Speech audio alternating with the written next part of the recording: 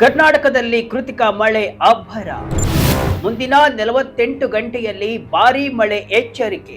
ಕಳೆದ 3-4 ದಿನದಿಂದ ಕರ್ನಾಟಕದ ಹಲವು ಜಿಲ್ಲೆಗಳಲ್ಲಿ ವರುಣನ ಅಬ್ಬರ ಜೋರಾಗಿದೆ. ಕರ್ನಾಟಕದ ಎಲ್ಲಾ ಭಾಗದಲ್ಲೂ ಅಲ್ಲ, ಹಲವು ಜಿಲ್ಲೆಗಳಲ್ಲಿ ಈಗ ಕೃತಿಕ ಮಳೆಯ ಆರ್ಭಟ ಆರಂಭವಾಗಿದೆ. ಅನೇಕ ಜಿಲ್ಲೆಗಳಲ್ಲಿ ಜನರು ಬಿಸಿಲ ತಾಪದಿಂದ ಬಳಲುತ್ತಾ ಇದ್ರು. ಈಗ ವರುಣನ ಆಗಮನದಿಂದ ಕೊಂಚ ರಿಲೀಫ್ ಸಿಕ್ಕಿದೆ. ಅದರಲ್ಲೂ ಬೆಂಗಳೂರಲ್ಲಂತೂ ಕೂಡ ನಿನ್ನೆ ಮಳೆರಾಯ ಅಕ್ಷರಶಃ ರೌದ್ರಾವತಾರ ತೋರಿದೆ. ಮಳೆ ಜೊತೆಗೆ ರಭಸವಾಗಿ ಬೀಸುವ ಗಾಳಿ, ಗುಡುಗು, ಮಿಂಚಿನಿಂದ ಜನರಂತೂ ಹೈರಾಣಾಗಿದ್ದಾರೆ.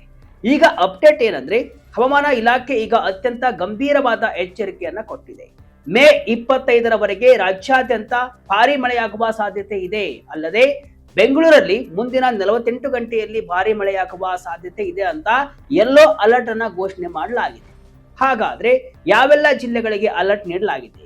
ಬೆಂಗಳೂರಿನ ಮುಂದಿನ 48 ಗಂಟೆಗಳ ಪರಿಸ್ಥಿತಿ ಏನು? ಅರಬ್ಬಿ ಸಮುದ್ರದಲ್ಲಿ ಸೃಷ್ಟಿಯಾಗಿರುವಂತಹ ಆ ಬಿರುಗಾಳಿಯ ರಹಸ್ಯವೇನು? ಒಂದು ಕಂಪ್ಲೀಟ್ ರಿಪೋರ್ಟ್ ಇಲ್ಲಿದೆ. ಕೊನೆ ತನಕ ಮಿಸ್ ಮಾಡದೆ ಈ ವಿಡಿಯೋವನ್ನ ನೋಡಿ. ನಾನು ಶಿವಮೂರ್ತಿ ಸರ್ವ. ಬೆಂಗಳೂರಿಗೆ ಬಿಗ್ ಅಲರ್ಟ್. 2 ದಿನ ಧಾರಾಕಾರ ಮಳೆ. ಕರ್ನಾಟಕದಲ್ಲಿ ಈಗ ಕೃತಿಕ ಮಳೆ ಅಬ್ಬರ ಶುರುವಾದಂತೆ ಕಾಣಿಸ್ತಾ ಇದೆ. ಮೇ ಮಧ್ಯವಾರದಿಂದ ಆರಂಭವಾಗುವ ಈ ಮಳೆ ಶುರುವಿನಲ್ಲೇ ಈಗ ಅಬ್ಬರದಿಂದ ಸುರಿತಾ ಇದೆ.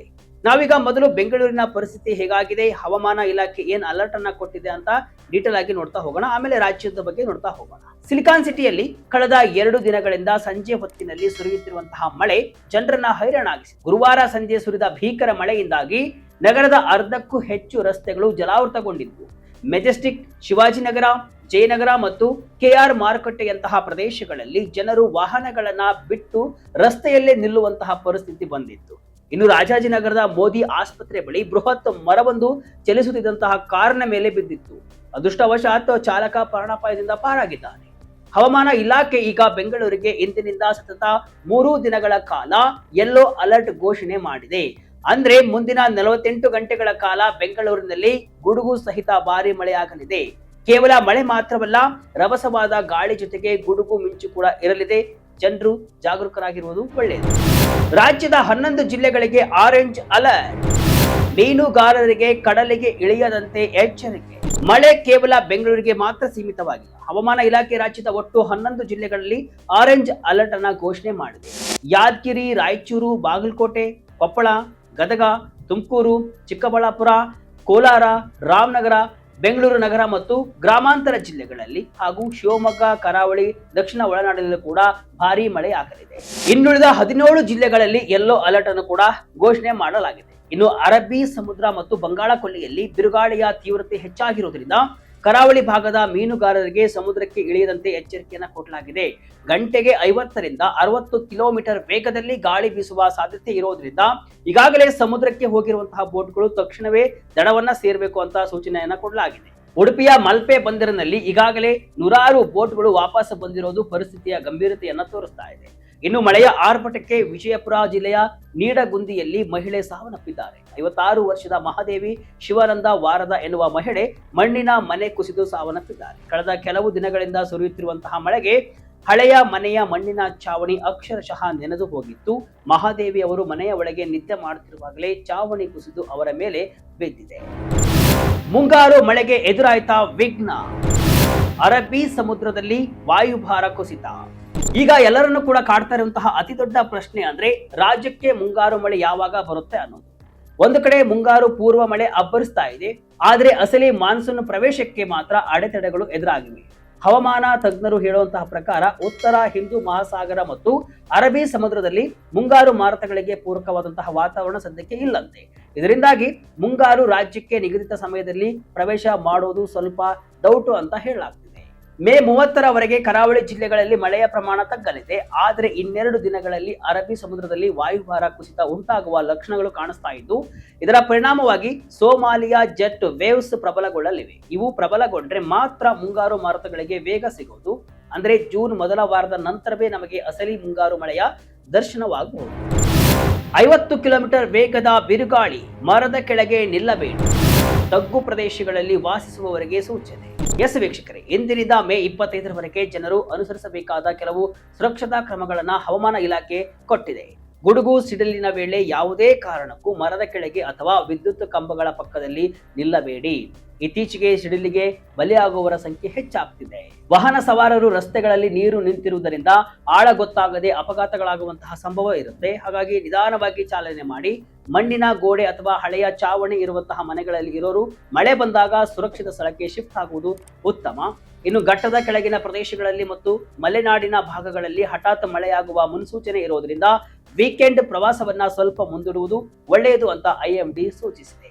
ಇನ್ನು ಈ ಮಳೆಯಿಂದ ಒಂದು ಕಡೆ ಹಾನಿ ಆಗ್ತಾ ಇದ್ರೆ ಇನ್ನೊಂದು ಕಡೆ ಕೂಡ ರೈತರಿಗೆ ಒಂದು ಸಣ್ಣ ಸಮಾಧಾನವಿದೆ.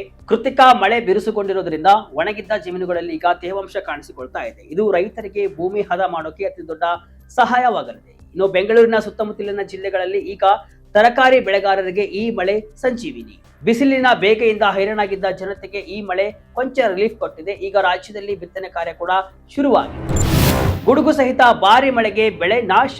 ಇನ್ನು ಧಾರಾಕಾರವಾಗಿ ಸುರಿದ ಆನಿಕಲ್ಲು ಮಳೆಯಿಂದಾಗಿ ಮಾವು, ದ್ರಾಕ್ಷಿ ಮತ್ತು ದಾಳಿಂಬೆಯಂತಹ ತೋಟಗಾರಿಕಾ ಬೆಳೆಗಳು ಕೂಡ ನೆಲಸಮವಾಗ್ತಾ ಇವೆ.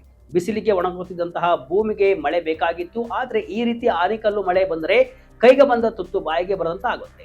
ರಾಯಚೂರು, ಯಾದಗಿರಿ ಮತ್ತು ಕಲಬುರಗಿ ಭಾಗದ ರೈತರು ಈಗ ಆತಂಕದಲ್ಲಿ ಇದ್ದಾರೆ. ಹವಾಮಾನ ಇಲಾಖೆಯು ರೈತರಿಗೆ ಮುನ್ನೆಚ್ಚರಿಕೆಯನ್ನ ವಹಿಸಲು ಕೂಡ ಕೋರಿದೆ. ಗುಡುಗು ಮಿಂಚಿನ ಸಂದರ್ಭದಲ್ಲಿ ಜಾನುವಾರುಗಳನ್ನ ತೆರೆದ ಮೈದಾನದಲ್ಲಿ ಬಿಡಬೇಡಿ ಮತ್ತು ವಿದ್ಯುತ್ ಕಂಬಗಳಿಂದ ದೂರವಿರಿ ಅಂತ ಆಯಾ ಜಿಲ್ಲಾಡಳಿತ ಈಗ ಸಲಹೆಯನ್ನು ಕೊಟ್ಟಿದೆ. ಎಲ್ ನೀನೋ ಪರ್ವ ಮುಕ್ತಾಯ, ಮುಂಗಾರು ಆಗಮನ. ಜೂನ್ ನಿಂದ ಆಗಸ್ಟ್ ವರೆಗೆ ಮಳೆ ಜಾಸ್ತಿ. ವೀಕ್ಷಕರೇ, ಕಳೆದ ಬಾರಿಯೂ ಕೂಡ ಜೂನ್ ಹಾಗೂ ಆಗಸ್ಟ್ ನಲ್ಲಿ ವಾಡಿಕೆಗಿಂತ ಅಧಿಕ ಮಳೆಯಾಗಿತ್ತು. ಈ ವರ್ಷವೂ ಕೂಡ ಉತ್ತಮ ಮಳೆಯಾಗುವ ಸಾಧ್ಯತೆ ಇದೆ ಅಂತ ಐಎಂಡಿ ಮುನ್ಸೂಚನೆಯನ್ನ ಕೊಟ್ಟಿದೆ. ಪೆಸಿಫಿಕ್ ಮಹಾಸಾಗರದ ನೀರಿನ ತಾಪಮಾನ ಈಗ ಕಡಿಮೆ ಆಗ್ತಾ ಇದೆ. ಅಂದ್ರೆ ಎಲ್ ನೀನೋ ತಟಸ್ಥವಾಗಿ ಲಾ ನೀನಾ ಕಡೆಗೆ ವಿಕಸಗೊಳ್ತಾ ಇದೆ. ಲಾ ನೀನಾ ಬಂದ್ರೆ ಭಾರತದಲ್ಲಿ ಅತ್ಯಂತ ಹೆಚ್ಚಿನ ಮಳೆಯಾಗುತ್ತೆ ಅನ್ನೋದು ಕೂಡ ಇತಿಹಾಸದಿಂದ ಸಾಬೀತಾಗಿದೆ. ಅಂದ್ರೆ ಈ ಮೇ ತಿಂಗಳಲ್ಲಿ ಸುರಿಯುವ ಮಳೆ ಕೇವಲ ಮುನ್ಸೂಚನೆ ಮಾತ್ರ. ಅಸಲಿ ಮಳೆಯಾಟ ಜೂನ್ ನಿಂದ ಶುರುವಾಗಲಿದೆ. ಹೀಗಾಗಿ ಈ ವರ್ಷವೂ ಕೂಡ ಉತ್ತಮ ಮಳೆಯ ನಿರೀಕ್ಷೆಯಲ್ಲಿ ರಾಜ್ಯದ ಜನರು ಇದ್ದಾರೆ. ಮೇ 26ಕ್ಕೆ ಭಾರತಕ್ಕೆ ನೈಋತ್ಯ ಮುಂಗಾರು ಎಂಟ್ರಿ. 4 ದಿನ ಮೊದಲೇ ಮಾನ್ಸೂನ್ ಮಾರುತ. ವೀಕ್ಷಕರೇ, ಈ ವರ್ಷದ ಮುಂಗಾರು ಪ್ರವೇಶದ ಬಗ್ಗೆ ನೋಡೋಣ. ಐಎಂಡಿ ಪ್ರಕಾರ ಮೇ 26ರ ಹೊತ್ತಿಗೆ ಮುಂಗಾರು ಕೇರಳವನ್ನು ತಲುಪಲಿದೆ. ಇದರಲ್ಲಿ +4 ದಿನಗಳ ವ್ಯತ್ಯಾಸ ಆಗಬಹುದು ಅಂತ ಹೇಳ್ತಾರೆ. ಅಂದ್ರೆ ಮೇ 22ರಿಂದ ಮೇ 30ರ ಒಳಗೆ ಯಾವಾಗ ಬೇಕಾದ್ರೂ ಕೂಡ ಮುಂಗಾರು ಲ್ಯಾಂಡ್ ಫಾಲ್ ಆಗಬಹುದು. ನೀವು ಕೇಳಬಹುದು, ಈ ಐಎಂಡಿ ಅವರು ಹೇಳೋದು ಎಷ್ಟರ ಮಟ್ಟಿಗೆ ನಿಜ ಆಗುತ್ತೆ ಅಂತ. ಹಿಸ್ಟ್ರಿ ತೆಗೆದು ನೋಡಿದ್ರೆ ಐಎಂಡಿ ಪ್ರೊಡಕ್ಷನ್ಗಳು ಆಲ್ಮೋಸ್ಟ್ ಪಕ್ಕಾ ಇರುತ್ತೆ. ಉದಾಹರಣೆಗೆ 2022ರಲ್ಲಿ ಮೇ 27ಕ್ಕೆ ಬರುತ್ತೆ ಅಂತ ಹೇಳಿದ್ರು, ಏನು ಮಾನ್ಸೂನ್. ಮೇ 29ಕ್ಕೆ ಬಂತು, ಬರೀ 2 ದಿನ ಡಿಫ್ರೆನ್ಸ್ ಆಯ್ತು ಅಷ್ಟೇ.